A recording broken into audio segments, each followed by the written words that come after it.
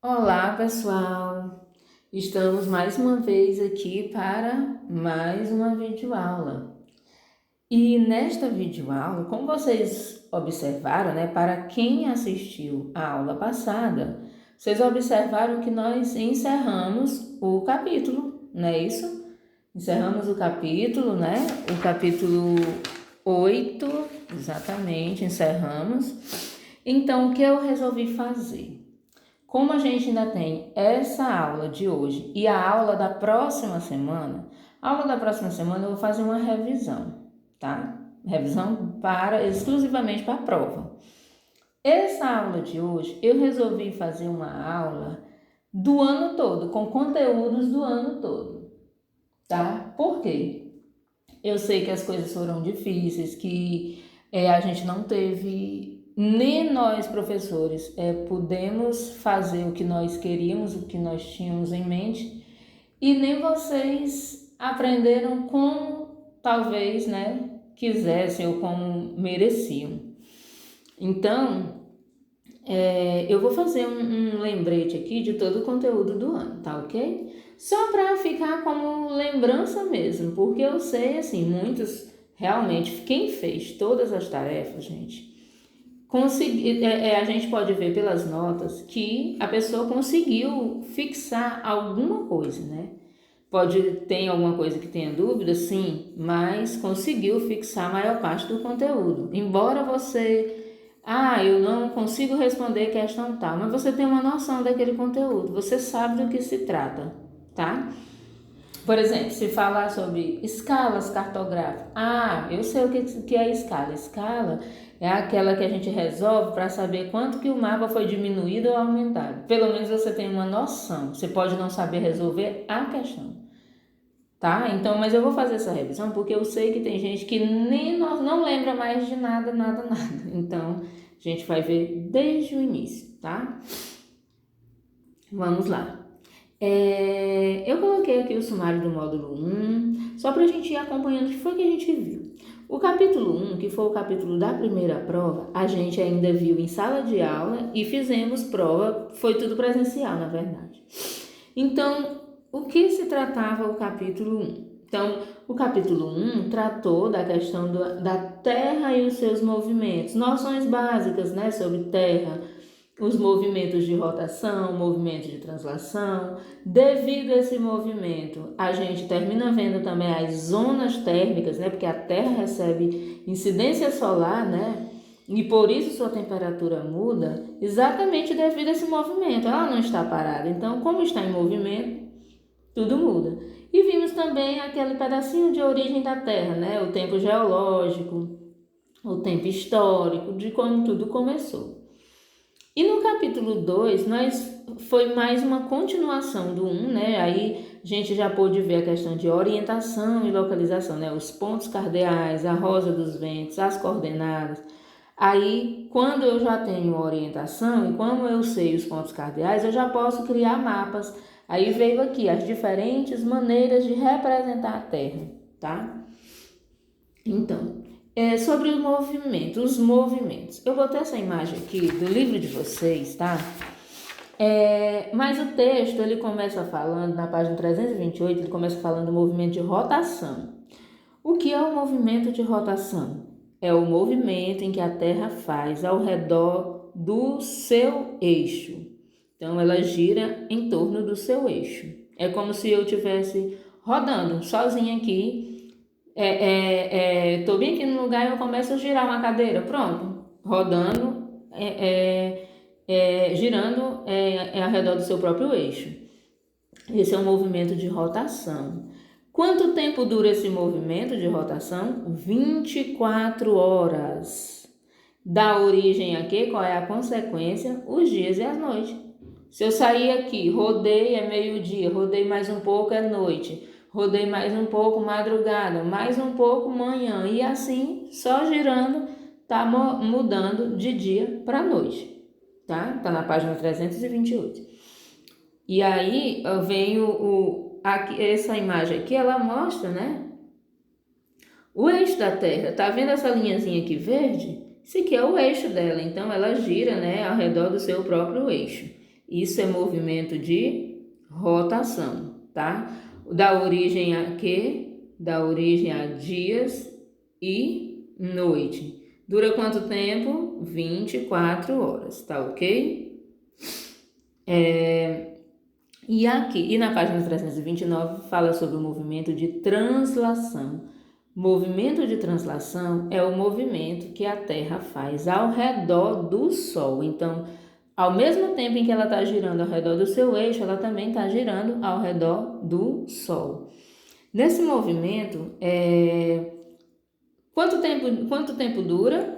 365 dias, 5 horas e 48 minutos. Mas a gente diz 365 dias ou um ano, tá?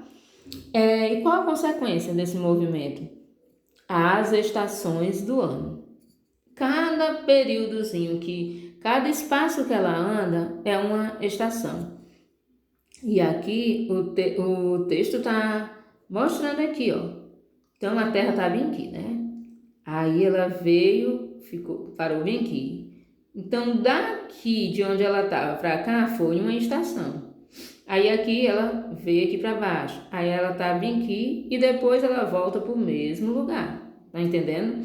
Então esse movimento ele dá origem, né, às estações do ano. Que aí é como eu disse para vocês. Vou explicar mais uma vezinha. Como se dá as estações do ano, né? As estações do ano, eu vou falar do nosso hemisfério. Esse texto aqui todo, né? Ele fala como é o comportamento das estações no mundo todo, tá? Mas eu vou falar do mundo todo, mas eu vou começar a falar do nosso hemisfério, tá? Então, no nosso hemisfério. Aqui a Terra, né? Terra, ela é dividida o quê? Pela linha do Equador em hemisfério norte e hemisfério sul, não é isso? Então, o Brasil, nós estamos aqui, ó. Aqui, ó, eu não vou desenhar, né? Mas aqui a América, nós estamos, tá? Mas aqui, ó, o globinho aqui mostra. Tá aqui a linha do Equador, né? Aqui é o norte e aqui é o sul. Nós estamos aqui no hemisfério sul, tá ok? Então, vamos lá. No hemisfério sul, no hemisfério sul, vamos pegar do mês em que nós estamos, né, para vocês se situarem. No mês em que nós estamos, né, nós estamos em novembro. Em novembro, nós estamos saindo da primavera, tá? Dia 20 de dezembro, 21 de dezembro, o que nós vamos ter no hemisfério sul? Tá bem aqui dizendo, ó. No hemisfério sul, é o início do verão. Então, no hemisfério sul, que é o nosso, é o início do verão, tá? Então, sul, em dezembro, 21 de dezembro, é o verão. Vou botar só assim, verão. Aí você diz, mas nesse período é o período que começa a chover. Mas eu disse para vocês que chuva não significa dizer verão, não tem a ver com inverno, para você pensar assim, porque está chovendo é porque está no inverno. Não, o nosso verão é um verão chuvoso. O significado da palavra verão tem mais a ver com incidência solar. Então, você observa que, olha a incidência solar aqui, ó, o raio, tá tudo claro aqui para nós, tá? Então, é verão porque é o período que a gente recebe mais incidência solar. Então, por conta disso, é verão. Esse é o significado da palavra verão. Mesmo chovendo, a gente recebe mais incidência solar. Quando for mais ou menos em março, né? 20 de março, nós vamos mudar de estação, tá? Nós vamos mudar de estação e aí nós vamos passar para aquela estação que a gente, quando chega a Semana Santa, o que a gente recebe? Tem muito milho, tem muitas frutas, então a gente sempre associa aqui a outono. E aí logo em seguida, em março, a gente vem para a estação outono, né? Por quê? Já choveu, Então, o que tinha de nascer já nasceu, então por isso a gente tem muita fruta. E a gente associa assim, então agora é o outono, porque é a estação que passou a chuva, agora a gente vai colher os frutos. Em 21 de junho, a gente muda de estação de novo. Começa o que no hemisfério sul? Inverno no hemisfério sul. Aí sim é o nosso inverno.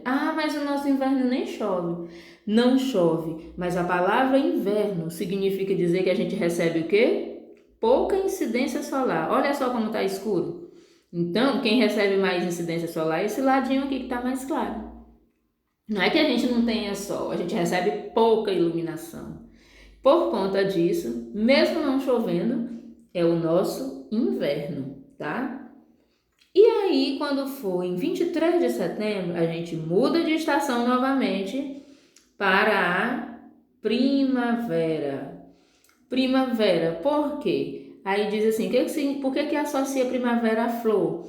Porque, choveu, a gente colheu os frutos, então agora vai mudar a folhagem, vai nascer as flores para que de novo, em dezembro, começa tudo de novo, chove de novo, vem. Aí é só um ciclo, tá? Então, sempre associem a isso, porque a gente consegue visualizar. Isso acontece no hemisfério sul. E o que é que acontece no hemisfério norte, que é lá nos Estados Unidos, ou seja, a parte de cima? O que acontece? É o contrário. Em dezembro nós vamos estar no verão, eles vão estar no inverno, tá? E o inverno deles lá é chuvoso. Quando nós estivermos no outono, eles vão estar na primavera. Quando nós estivermos no inverno, eles vão estar no verão. E quando nós estivermos na primavera, que é esse período agora, ele já está terminando, na primavera, eles vão estar no outono. Então, é só essa a diferença, tá? Muda por causa dessa questão da radiação solar e exatamente da claridade, vamos dizer assim, pega mais incidência solar, tá mais claro, mais aberto. Embora em todos os períodos nós tenhamos sol, né? A gente tem o sol, mas a incidência solar é diferente devido ao quê? A inclinação, o eixo da Terra, ele é inclinado, não é retinho como era, não é retinho, tá? Então, como é inclinado, um lado pega mais do que o outro, tá ok? Então, essa é a explicação sobre o movimento de translação, que ele é realmente bem complexo, tá? Vamos lá. Vimos também sobre as zonas térmicas. Mais uma vez eu digo, devido à inclinação do eixo da Terra, né? Como foi que aconteceu? Agora nós vamos falando de tempo geológico um pouquinho também. Por que aconteceu essa inclinação no eixo da Terra? Exatamente porque no período da grande explosão Big Bang, os pedaços de rochas que impactaram a Terra é como se fosse assim. Tava tudo bem retinho, tá? Tava tudo bem retinho, que o eixo da Terra estava reto. E de repente, um pedaço de rocha se chocou aqui e fez com que ela ficasse como se a gente pode dizer assim, ficou tonta. E aí, ao invés de ficar reto, o eixo pegou, inclinou e ficou inclinado. Pronto. Cada ano que passa, ele dá mais uma inclinadinha, tá? Então, vamos aqui. Então, devido a essa inclinação, os raios, né, eles não incidem da mesma forma. Observem que o raio ele vem retinho aqui. Na verdade, é a Terra que é inclinada. Então, como ela é inclinada, um lado pega mais e outro não. Por isso, nós temos a zona. Zona tropical, o nome já diz. Tropical está entre o Trópico de Capricórnio e o Trópico de Câncer.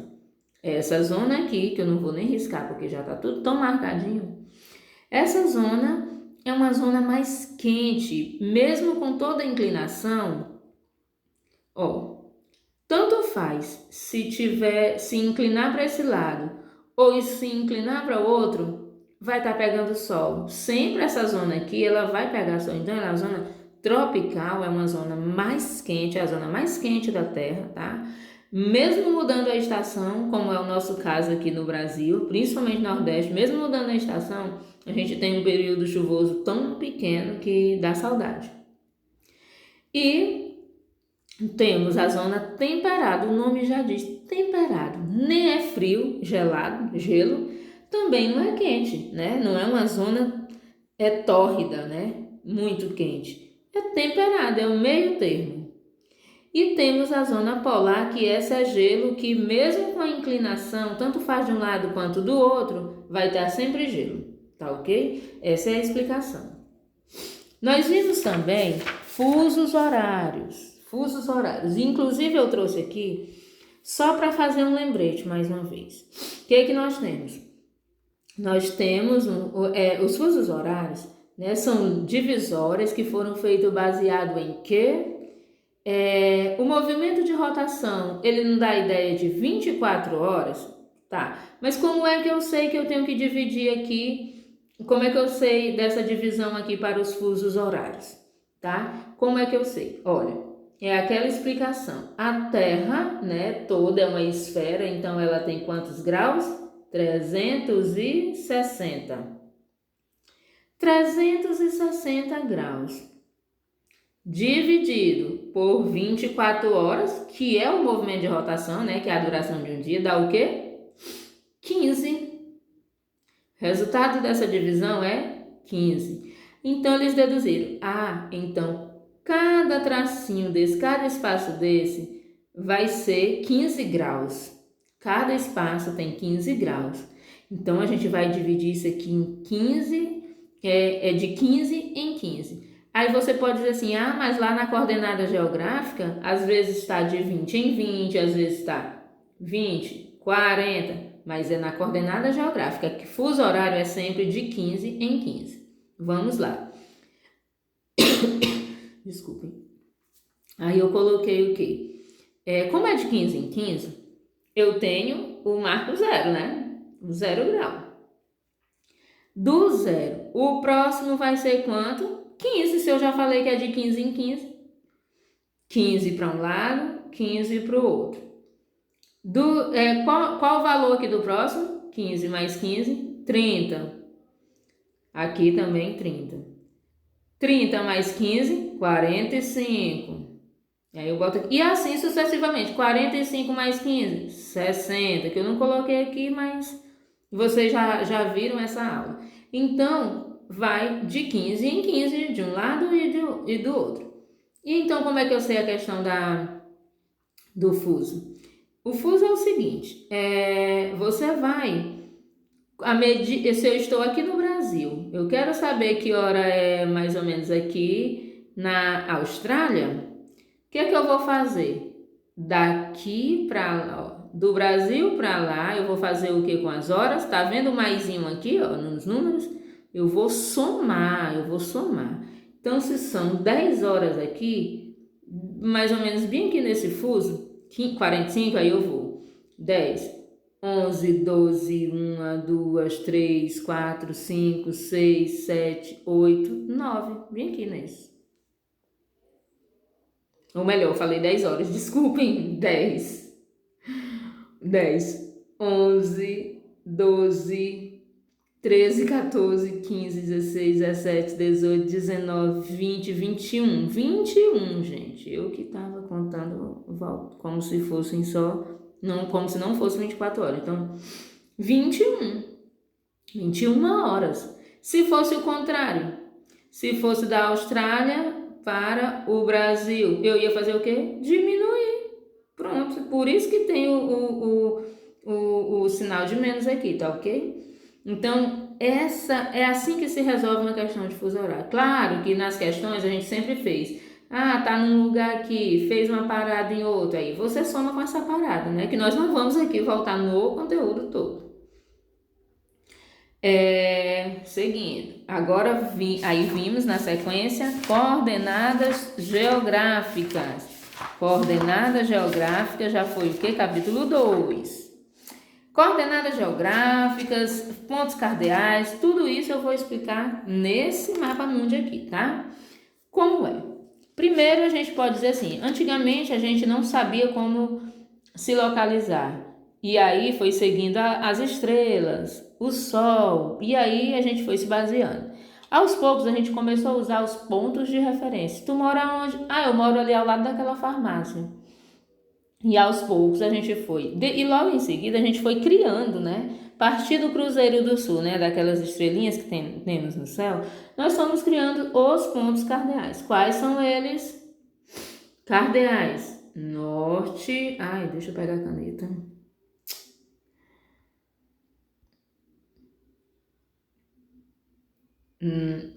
Norte, sul, leste, oeste, que esse leste também é chamado de oeste. O leste é chamado de este. Isso são pontos cardeais. E aos poucos aí, sim, mas aí eu moro bem aqui. Como é que eu vou dizer onde é que eu moro? Moro no norte ou no sul? Foram criados os pontos colaterais. É um ponto que sai entre o norte e o leste. Como é o nome dele? Nordeste. E assim os outros, né? Sudeste, sudoeste, noroeste. Tá, e se eu morar bem aqui, como é que eu vou dizer onde é que eu moro? Surgiram os pontos subcolaterais. Como é que a gente dá o nome dele? A gente dá o nome dele com o nome do principal e depois do secundário. Norte, nordeste. Aqui, sul, esse aqui. Esse aqui, como é que fica? Este, que é o principal, para ele é esse. Este, sudeste. Aqui, sul, sudeste. E assim sucessivamente. É só, o nome dele é a partir dos outros, tá? Então, esses são os pontos cardeais. Por conta dessa divisão, surgiram, né, a questão das coordenadas, porque aí a Terra, como tem o norte, sul, leste, oeste, então a gente deduziu que a Terra foi dividida. Ó. Norte e sul é a linha do meridiano de Greenwich. Meridiano de Greenwich divide a Terra desse lado aqui como leste e esse lado aqui oeste, ou oriental e ocidental, tá? E a linha que liga o leste e o oeste divide a Terra em norte e sul. Por conta disso, né, hemisfério norte e hemisfério sul. As linhas que estão a partir do meridiano de Greenwich até um ponto aqui da Terra, eu estou determinando o que? A longitude. Então, longitude é essa distância do meridiano principal até outro ponto que esteja aqui, é essa distância. E temos também as latitudes, né? A ligação do leste a oeste com a linha do Equador, ela vai determinar os pontos no sentido norte ou sul. Daqui até esse ponto, daqui da linha do Equador até esse ponto, até esse pontinho aqui B, eu vou estar determinando o quê? Latitude, sendo ela norte ou sul. E aí, como é que a gente determina um ponto? Vamos determinar esse ponto A aqui, o negócio que aqui está bem pequenininho, mas vai dar para enxergar. O ponto A, qual a localização dele? Qual a coordenada geográfica dele? Primeiro, vamos ver a longitude. Como ele está aqui, qual a longitude dele? Toda vez que eu falar em longitude, são os numerozinhos dos tracinhos que estão em pé. Aí eu venho aqui, ó, vejo que é 100. Aí eu boto 100 graus de longitude. Longitude leste ou oeste? Oeste, porque ele está para esse lado aqui. Então, longitude oeste. E a latitude dele, qual é? Se é latitude, eu tenho que pegar no sentido horizontal. Aí eu venho aqui, ó. Qual é a latitude? 50. Aí eu coloco 50 graus de latitude, ó, tá vendo aqui, ó, o 50, ó, que eu risquei demais, mas é esse aqui. 50 graus de, até marcar mais aqui da longitude, só para vocês, e da latitude. 50 graus de latitude o quê? Latitude norte ou latitude sul? Latitude norte, porque ele tá aqui para cima, então latitude norte. É assim que se dá uma coordenada de um ponto. E assim, né, nós fizemos no decorrer do ano todos eles. Vamos para frente, porque senão não vai dar tempo. E aí nós vimos a questão de escala, porque eu queria perder um pouquinho mais de tempo com esse conteúdo, porque ele precisa ser relembrado assim. Vocês só vão ver esse conteúdo novamente, coordenadas, escalas e fuso horários, só no primeiro ano do ensino médio. Então, o que é a escala? Escala é uma relação de grandeza em que a fórmula dela original é a escala, deixa eu pegar a caneta, escala, né, ela é igual à distância real dividido pela distância imaginária, que a gente sempre chama de dzão e dzinho, tá? Então, o dzão é a distância real, é tudo que a questão vai te dar em quilômetros, tá? Porque a distância real de uma cidade para outra vai ser em quilômetros. E quem é o dzinho? É sempre o que vai estar em centímetros, ou distância no papel, ou distância no mapa, como às vezes a questão quer dizer. Nessa questão aqui ele diz a distância real entre duas cidades. Num mapa de escala, ele já deu a escala, ele já disse que a escala é 1 para 250 mil. A distância real é de 50 km, então eu já sei que são 50 km a distância real. Qual a distância no mapa entre elas? Então ele já está pedindo distância no mapa, ou seja, está pedindo distância no papel. Distância o quê? Imaginária, distância, que é o dzinho. Tá? Então, como é que a gente faz? Se eu quero o dzinho que ele até usou a fórmula já assim, é porque ele fez o quê? Ele fez o quê? Multiplicou, aqui fica como se tivesse um 1, né? Que é o 1 dessa escala aqui. Multiplica o dzão pelo 1 e o E vezes D. Aí como é que eu faço?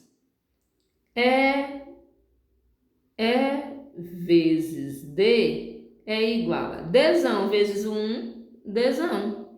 Mas eu quero trabalhar com o dzinho, eu quero descobrir o dzinho, pois eu deixo ele sozinho aqui desse lado. Dzinho vai ser igual ao quê? Ao dzão, que já está aqui. E como esse aqui está multiplicando, ele vem aqui para esse lado, dividido pela escala. Por isso que ficou dzinho igual ao dzão dividido pela escala, tá? E aí eu só vou substituir, né, os valores. Como é que fica? Quem é o dzão? 50 km. Eu pego e coloco 50 km. Quem é o E? A escala. Eu não preciso mais colocar o 1, né, porque eu já usei ele.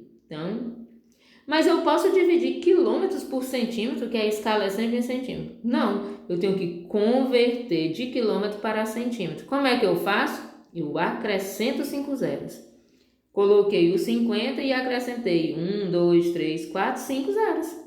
Pronto, aí agora eu consigo dividir. Corto um zero com outro, outro com outro, outro com outro, outro com outro. E ficou o quê? 500 dividido para 25, que dá 20 centímetros, pronto. Toda vez que tiver em quilômetro, eu tenho que transformar, porque o dzinho, ele é em centímetro, eu não posso deixar isso aqui em quilômetros. Eu tenho que transformar de quilômetros para centímetro. Eu acrescento 5 zeros. E se fosse o contrário? Se fosse de centímetro para quilômetro, você ia cortar, ou seja, tirar 5 zeros, viu? 5 zeros. É assim que se resolve. Vamos para frente. Ai, meu Deus, risquei de novo. O segundo módulo, nós vimos sobre o relevo, as águas, as paisagens, as formas de relevo, o clima. Então, vamos relembrar aqui. Primeiramente, já vimos sobre rochas, né? rochas magmáticas, rochas sedimentares e metamórficas. A gente sabe que a transformação nessas rochas é um ciclo, tá? Então, rocha magmática, tá? Como é que ela se forma? O material magmático está lá no fundo, né? Vou pegar minha caneta aqui. O material magmático está lá no fundo, né? Abaixo das placas tectônicas. E aí, de repente, ele encontra uma brechazinha, né? E aí sai. Quando ele sai, ele vai derramando essa lava aqui. E essa lava, quando ela endurece, né? Ela vai formar o que? Rocha magmática, que ela é também chamada de rocha ígnea.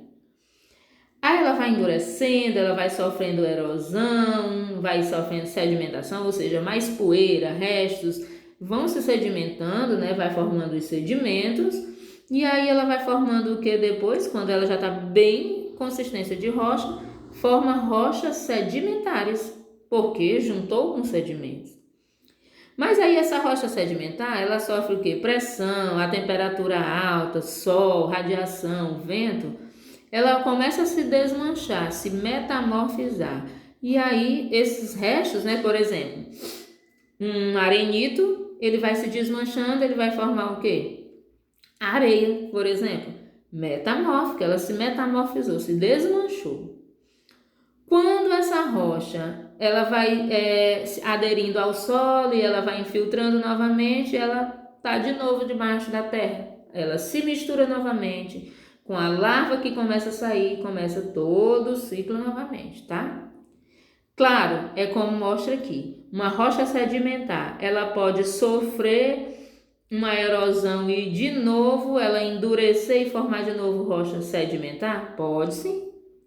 Ela pode de rocha metamórfica se desmanchar e de novo endurecer e se transformar em sedimentos e começar? Pode. Então, assim, isso pode mudar. Uma rocha magmática, por exemplo, ela pode sofrer, tá num lugar de temperatura alta e pressão, né? Com o tempo se desgastando, ela pode se metamorfizar e virar uma rocha metamórfica? Pode. Mas o normal é esse ciclo aqui, tá ok? Vamos lá. Vimos as formas de relevo. As principais formas de relevo são planalto, planície, depressões e montanhas. E aqui ele mostra a estrutura de cada uma. A planície é aquilo que está mais baixo, até 100 metros, tá? Planície, plano e baixo. O planalto ele é plano e alto, como mostra a imagem. E a montanha? A montanha, elas são áreas altas como o planalto, só que elas têm as irregularidades.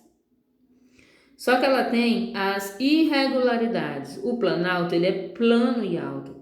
A montanha, ela tem essas irregularidades, tá? Que são as cadeias, né, ou cordilheiras. E a depressão? A depressão, ela está num nível mais baixo do que a planície. Essa áreazinha rebaixada por algum motivo ou porque ela sofreu, né, alguma erosão, tá? E aí aqui ele mostra também as escarpas, né? A escarpa é exatamente essa descida entre o planalto e a planície. É uma escarpa. Ou seja, ele é um intermediário, por isso que ele não está dentro das 4 principais. E a chapada é um planalto que foi erodido, né? Sofreu o processo de erosão, mas continuou retinho assim, tá? Por exemplo, nós temos escarpa aqui no Piauí, né?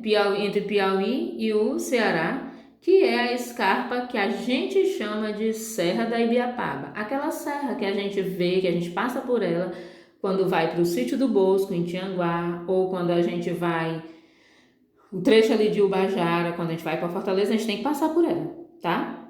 Então, assim, a gente está indo aqui, Piauí e tal, aí a gente começa a subir essa escarpa, né? Para nós, ali tá uma altura imensa, mas ali ainda não é serra, tá? Mas é uma área escarpada. Aí você diz, mas a gente não sobe assim, a gente nem sente que tá subindo assim.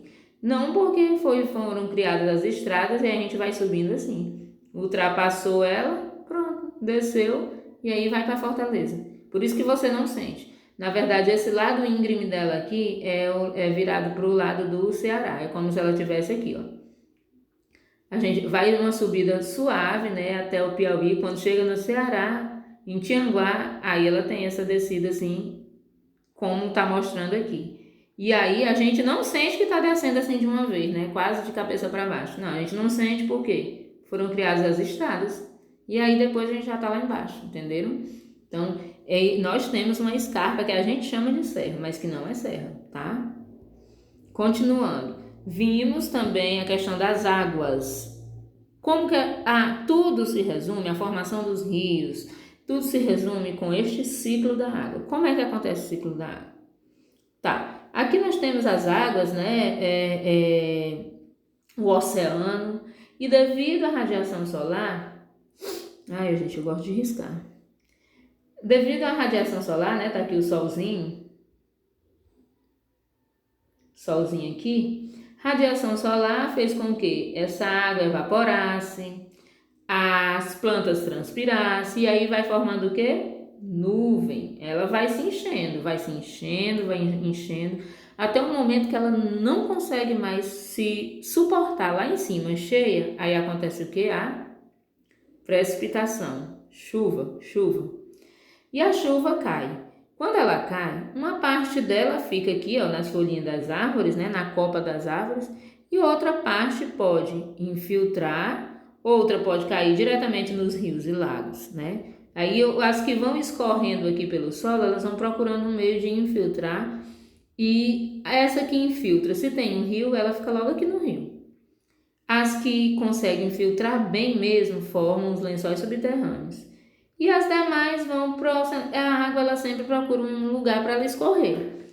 E aí vão de novo para os locais que tem água novamente e reinicia esse ciclo. De novo evapora e assim, por isso o nome ciclo da água, tá?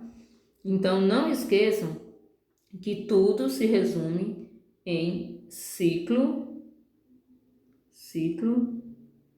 da água, tá ok? Nunca esqueça disso. Ciclo da água é diferente do ciclo do uso da água. O ciclo do uso da água é aquele que a gente vê. A água sai da estação de tratamento, passa pelas tubulações, vai até as nossas casas, a gente usa, cai na rede de esgoto e vai de novo para o tratamento, né? No lugar que tem tratamento, que não é muito no caso de Teresina, que não é nem 50% tratada, e geralmente ela é só clorada, mas ela não passa por estação de tratamento, não tem estação para toda a quantidade de água. E aí reinicia. Isso é ciclo do uso, da água que eu usei, da água que eu uso. Aqui é ciclo da água no planeta, tá? Continuando. Vimos aí a questão dos tipos baseado nos tipos de relevo que a gente viu, planalto, planície, os rios também eles se formam assim. Numa área de planalto, nascem rios de planalto, né, que são os rios encachoeirados, que eles têm um poder de aproveitamento hidrelétrico. Pode se formar hidrelétrica neles devido à força da queda da água, ela pode gerar as turbinas e isso gera energia elétrica. E os rios de planície, né, geralmente, como é bem retinho, servem o que? Para navegação. Sobre clima. Vocês sabem que existe o tempo e o clima. Mais uma vez eu digo. Tempo, o que é tempo? É aquilo que muda. Hoje o tempo está tão bom. Eita, hoje não veio sol. Isso é tempo, porque amanhã pode fazer sol. E clima não muda. Clima, ele vai ser semiárido. Nessa região aqui que está laranjinha, ele vai ser... Laranjinha não, cor telha, né? Por exemplo, o semiárido, bem aqui nessa região. Tanto faz se chover, um dia que chover, né? Se o tempo mudar, se fizer sol, o clima vai ser sempre semiárido, porque essa é a característica dele, mesmo nos dias que chove, não muda, tá? Por exemplo, existe seca na região no clima subtropical, lá nos Pampas Gaúchos? Existe sim, tem período de seca também, mas o clima continua sendo subtropical, porque tem a ver, né, com a localização, tá? Abaixo do trópico, tá? Então, por que eu trouxe esse mapa de clima? Eu trouxe exatamente para vocês verem como o clima tem tudo a ver com a vegetação. Vamos ver aqui. Por exemplo, nessa regiãozinha aqui de clima semiárido, tá? Bem aqui no Nordeste, que é um pouquinho no Ceará e um pouquinho do Pernambuco. Nessa região aqui, qual vai ser a vegetação? A vegetação está marcada aqui como caatinga, tá? Como caatinga. Vem aqui, lembra? Então, tem como, num clima semiárido, ter uma vegetação de floresta amazônica? Tem como ser mata das araucárias, que é o pinheiro do Paraná? Não tem, porque o clima está totalmente relacionado com a vegetação, tá? Então, sempre observe, ó, floresta amazônica aqui, ou clima equatorial aqui verdinho, vai ser floresta amazônica. Então, tudo está relacionado conforme a característica do lugar. Vimos também os climogramas. Eu trouxe um climograma aqui de Belo Horizonte. Mais uma vez, como se analisa um climograma? Você tem aqui embaixo os meses, janeiro, fevereiro, março, abril. Essa marcação aqui, essas colunas aqui azul, é a quantidade de precipitação, chuva.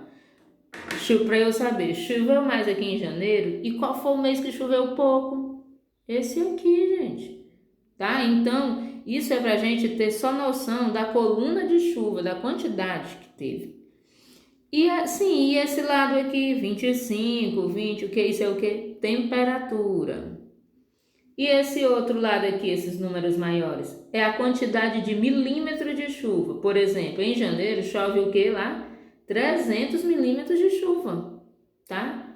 Então, quando a gente vai analisar, por exemplo, a gente diz o quê? Eu posso não saber que lugar é esse, mas eu posso dizer que esse lugar aqui chove o ano todo, né? Porque tem coluna de chuva todos os meses, mas no mês 20 de junho é o que chove menos, tá? O mês de junho é o que chove menos. E como é a temperatura? Ó, mesmo chovendo menos, ó a temperatura desse lugar em junho, ela é abaixo de 20 graus, tá?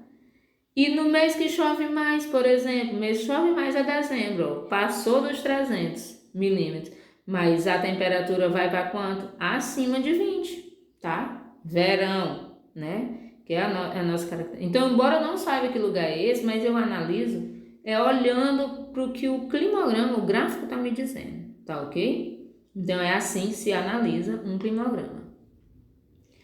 Terceiro modo, a gente aí já foi mais fácil, mais recente, sobre os lugares, as paisagens. As paisagens elas vão mudando porque o homem modifica a paisagem, né? Mas não só o homem, tem os agentes internos e os agentes externos, que o homem faz parte dos agentes externos, né? Ele modifica conforme a sua necessidade, né? Mas muitas vezes ele traz malefícios para o meio ambiente. Aí fala aqui, eu trouxe uma imagem aqui, né, de um rio que ele pode ter vários usos. Por exemplo, nesse lugar aqui, o rio, que é na floresta amazônica, né, no Amazonas, o rio ele serve de quê aqui? De local de pesca, ou seja, trabalho, de lazer para as crianças, de alimentos, porque eles retiram os peixes. E olha esse outro lugar aqui na Índia, o rio serve de quê? O rio aqui é intocável. O rio é sagrado, as águas dele servem para purificar, ou seja, as pessoas fazem os seus votos ou as suas promessas e vão pagar à beira do rio. Então, os lugares, eles são diferentes, né? E o uso, né, dos recursos é diferente, conforme a sua necessidade. Para esse povo aqui, o rio não vai ser local de purificar. Não, é um local livre para lazer, para pesca. Já nesse lugar aqui é algo sagrado.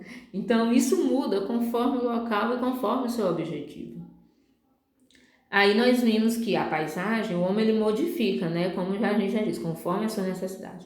Uma paisagem que não tem nenhuma construção humana, ela é chamada de paisagem natural.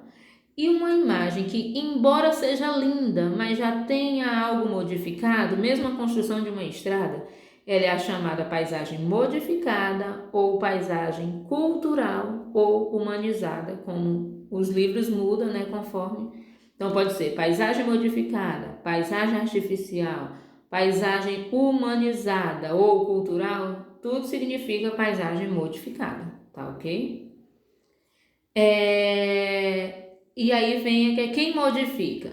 Temos os agentes internos, que eles modificam que lá dentro, interno, a gente não vê, tá? Internamente na Terra, abaixo do solo, então a gente não vê os tectonismos, né, os abalos sísmicos, a movimentação acontece lá embaixo e a gente só vê a destruição aqui. O vulcanismo, né, a lava vulcânica saindo, são agentes internos.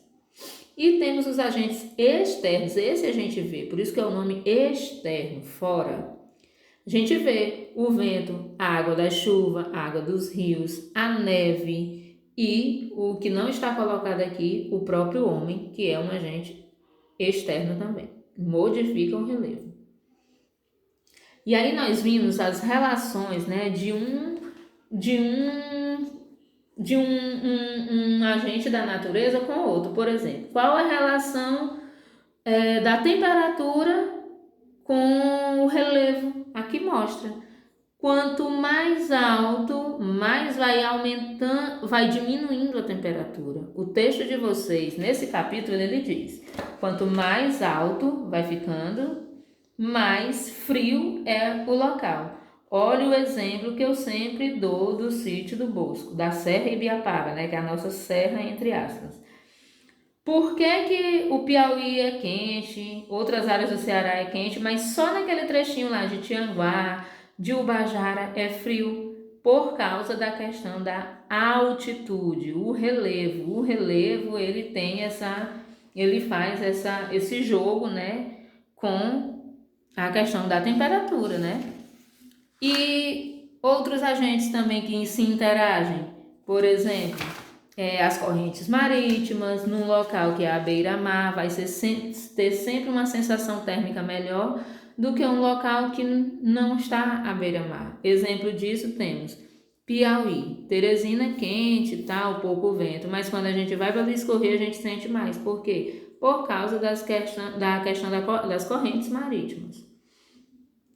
E aí o texto mostra também que a relação, né, do homem, né, solo e agricultura. Quando ele não encontra um solo propício para fazer plantação, ele faz o quê? Ele modifica aquela área. Por exemplo, ele cria, aqui no exemplo, ele criou terraceamentos, que são áreas que ele pode fazer o cultivo de arroz, e quando a chuva vier, não vai fazendo a famosa enxurrada. Por quê? Porque a água vem aqui, escorre aqui, quando ela cai aqui, ela já perde força. Vai caindo aqui e vai perdendo força. Então, essas são técnicas que o homem utiliza para que ele possa se utilizar de uma forma benéfica da natureza. Tá? E outra forma que o homem utiliza para o bem é a questão da produção de energia elétrica, por exemplo, o ser humano e os recursos hídricos, que está na página 369. Existia um rio e o homem fez o quê? Vamos utilizar ao nosso favor. Represou, né? O que é represar a água de um rio? É eu criar esses paredões aqui para que a água fique naquele local, para que aí com a questão da altitude, né? Como eu disse, os rios encachoeirados, né? Rios de Planalto, eles oferecem, devido a ser mais alto, com a queda dessa água, a força gera as turbinas. E isso facilitou a criação, né, de usinas hidrelétricas. Tá? E aí, módulo 4, que foi o que a gente já viu mais do mês passado, esse mês, as atividades econômicas, né, e as fontes de energia. Os setores da atividade. Eu coloquei aqui uma imagem que resume isso tudo. Atividades econômicas, setores da atividade, aquilo que gera economia. Nós temos as atividades do setor primário, que são o quê? Pecuária, agricultura, ou seja, agropecuária, tá? E nós temos também o extrativismo. O extrativismo ele pode ser animal, vegetal e mineral. O exemplo aqui é mineral. Mas um exemplo de extrativismo vegetal. Extrativismo vegetal, a extração do açaí, do látex, Ou seja, extrair, eu vou extrair da natureza aquilo do jeito que está. Eu não plantei, eu vou só extrair. Essa é a diferença de agricultura. Agricultura, o nome já diz, cultura, é cultivo. Eu vou plantar, eu vou regar e depois eu vou colher, tá? E, do mesmo jeito, pecuária e extrativismo animal. Extrativismo animal, por exemplo, é uma caça, que do jeito que eu achei lá no mato eu pego. Eu não peguei, vou criar esse tatuzinho aqui. Tem gente que cria, mas no geral é uma caça, foi algo que eu extraí da natureza. A pecuária não, ela tem sentido mais de criação, né? Criação de animais. Temos também outras atividades, né? Os serviços hospitalares e aqui serviços de aviação. Serviços está em qual setor? Quarto setor.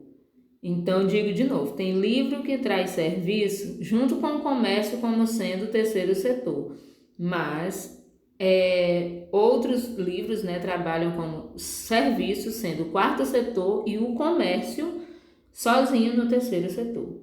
E o segundo setor é o quê? Indústrias, mesmo que sejam indústrias, agroindústrias, né? Ou algo mais tecnológico, mas é indústria. Indústria é o segundo setor da economia, tá? E aí nós vimos já por último as fontes de energia. Nós temos as fontes não renováveis, que são aquelas fontes que de origem elas são não renováveis porque elas demoram milhões e milhões de anos para renovar. Então a gente já considera que nossa geração, nem que a gente tenha não sei quantos trisnetos, não tem como a gente alcançar, eles nem vão alcançar. Milhões e milhões de anos demora, né? Temos o petróleo, o gás natural e o carvão vegetal e a energia nuclear. São tudo energias assim que dependem de anos para se recompor. Então a gente considera que são energias não renováveis. Dessas energias a gente usa ainda o petróleo e o gás natural, né, a maioria dos países, mas nós, devido aos estudos, já se chegou-se, né, como diz, o futuro está nas energias alternativas. Nas energias alternativas. Aí vamos ver, por que ainda todos os países não utilizam muito as energias alternativas?